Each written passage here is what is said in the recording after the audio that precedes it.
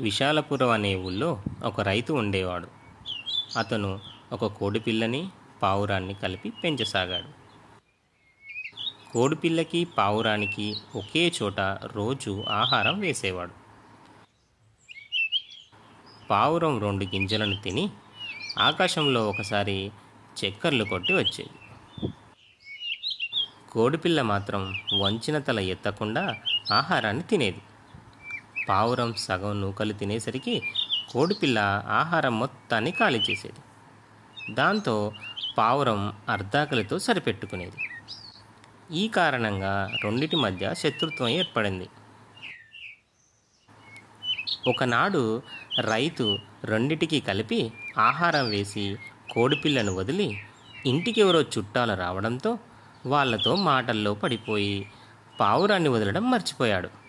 కొంతసేపటి తర్వాత ఆ విషయం గుర్తొచ్చి, అయ్యో, ఈరోజు పావురాన్ని వదలలేదే అని వెళ్ళి వదిలిపెట్టాడు.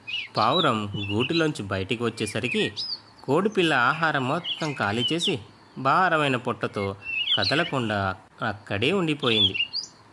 బయటికి వచ్చిన పావురం తనకి ఆహారం లేకపోవడంతో కోడిపిల్ల వంక చూస్తూ, నాకు ఆహారం ఏది అంటూ అడిగింది.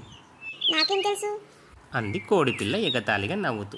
పాపిష్దానా, రోజు నా ఆహారంలో సగం తినేదానివి, ఇవాళ పూర్తిగా తినేశావు.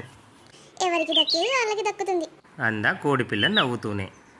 రైతు ఆహారం ఇద్దరికి వేశాడు, నీకొక్కదానికి కాదు అంటూ పోట్లాటకి దిగింది. ఎవరు ముందు వస్తే వాళ్ళదే ఆహారం, ఇదే న్యాయం అంది కోడిపిల్ల. అది న్యాయం కాదు, అన్యాయం అంది పావురం. కోడికి పావురంకి మధ్య అదే విషయం మీద వాదోపవాదాలు జరిగాయి. చివరికి కోడిపిల్ల ఈ విషయం గురించి పక్కింట్లో ఉన్న పిల్లి దగ్గర అడుగుదాం అని అంది. పిల్లి తీర్పుకి పావురం కూడా ఒప్పుకుంది. రెండూ కలిసి పిల్లి దగ్గరికి తీర్పు కోసం వెళ్ళాయి. పిల్లి పావురం కోడిపిల్ల రెండూ చెప్పింది శాంతంగా విని ఇలా అంది. మిత్రులారా, మీరిద్దరూ ఒకే జాతి వారు కాకపోయినా ఒకే చోట పెరుగుతున్నారు కనుక మీ ఇద్దరి మధ్య స్నేహభావం ఉండాలి. బ్రతకటానికి ప్రతి ప్రాణికి ఆహారం అవసరం. మన అవసరానికి మించిన ఆహారాన్ని తినడం చివరికి అనారోగ్యానికి దారితీస్తుంది. రైతు మీ ఇద్దరి కోసం ఆహారాన్ని పెడుతున్నాడు కనుక మీ ఇద్దరు ఆహారాన్ని సమంగా తినాలి.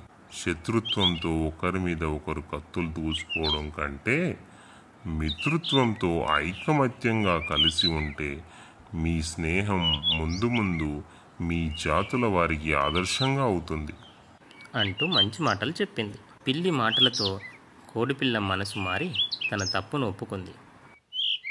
ఆ రోజు నుంచి కోడిపిల్ల తనకు కావలసినంత ఆహారం తిని మిగతా ఆహారం పావురానికి వదిలిపెట్టేది. పిల్లి చేసిన సంధి వల్ల కోడిపిల్ల పావురం ఐకమత్యంగా కలిసి ఉండసాగాయి.